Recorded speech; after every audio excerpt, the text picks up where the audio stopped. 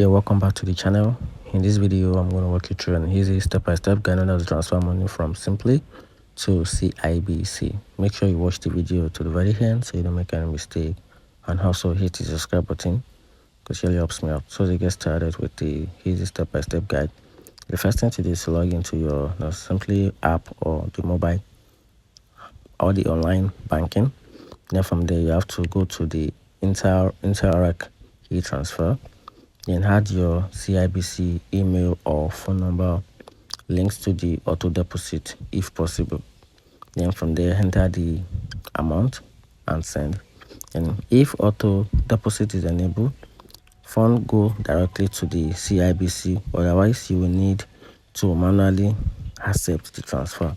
And that's how to send money or transfer money from your Simplii account to CIBC bank account. Find the video helpful, turn on the notification button and subscribe for more.